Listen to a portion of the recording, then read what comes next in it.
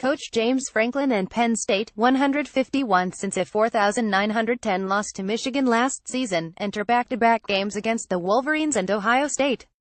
Who Associated Press James Franklin, whose coaching job at Vanderbilt in 2012 and 2013 remains arguably the best of this young century, and whose absence from Coach of the Year lists in those years should have caused the shutdown of those awards, plus all other football awards, plus all national awards TV shows, note, especially all national awards TV shows, expressed a polite weariness on Tuesday.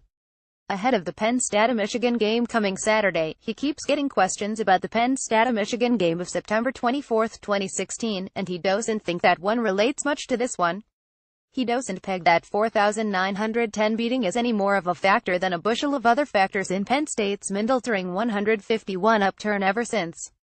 In an inter-Penn State sense, he's indubitable. He knows the football team he coaches day upon day. In a whole-world sense, he's short-sighted. That dismal game retold a lesson useful to anybody trying to do anything often: you're not as far away as it seems.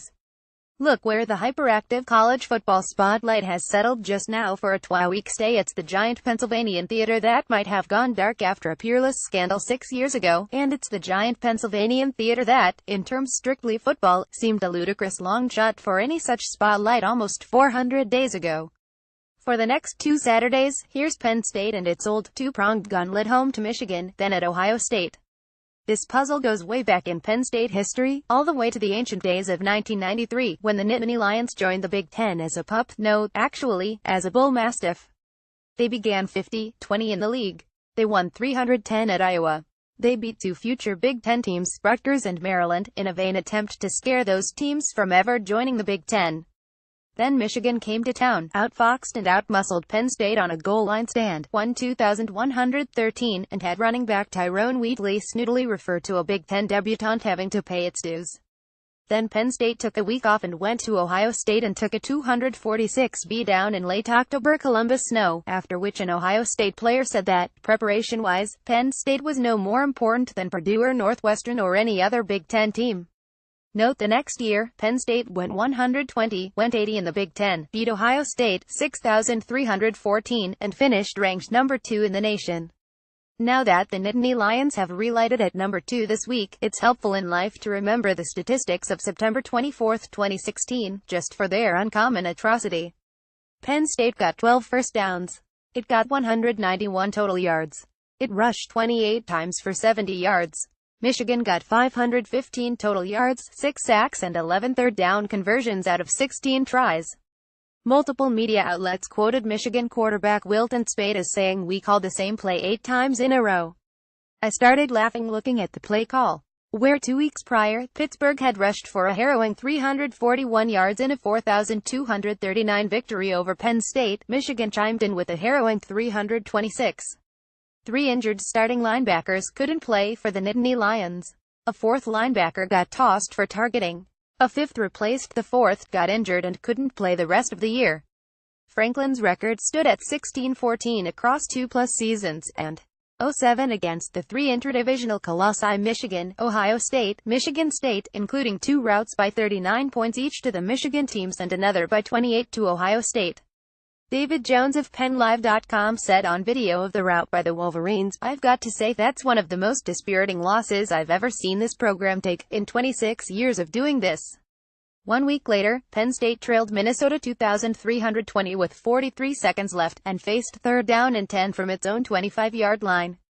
Backing up to his own 13, quarterback Trace McSorley launched a back-footed throw up the middle to a lunging Chris Godwin for 20 yards. Moments later, McSorley scrambled for 26, enabling a game-tying Tyler Davis field goal. Now, this Penn State is 151 in its last 16, the lone loss by 5,249 to Southern California in a kaleidoscopic Rose Bowl. It won its 2nd outright Big Ten title. Franklin has inched up to 27 against the 3 Leviathans, beating Ohio State if not physically and beating Michigan State thoroughly. In the meantime, marvel at running back Saquon Barkley's 2017 national ranking in all-purpose yards, 1. The Lions' national scoring defense ranking this season, 1. Total defense ranking 9. Yards per play defense ranking 4. What a lousy position into which to hurl that subset of your fan base that had concluded you're no good. Everybody kind of wants me to say that Michigan game was like the aha moment, Franklin said. And don't get me wrong. Obviously, I do think it was a factor. But like I say with a lot of things, there's 25 slices in this pie. And the Michigan loss last year was a factor. Development was a factor. Players taking responsibility and accountability was a factor. The coaches building relationships and chemistry with the players was a factor. I could list out a number of things and every single one of them is important. Here's another factor: sports, sometimes horrible, often wonderful, and occasionally ready to remind us of something worthwhile. More college football weekend kickoff. Arizona State was silent in September.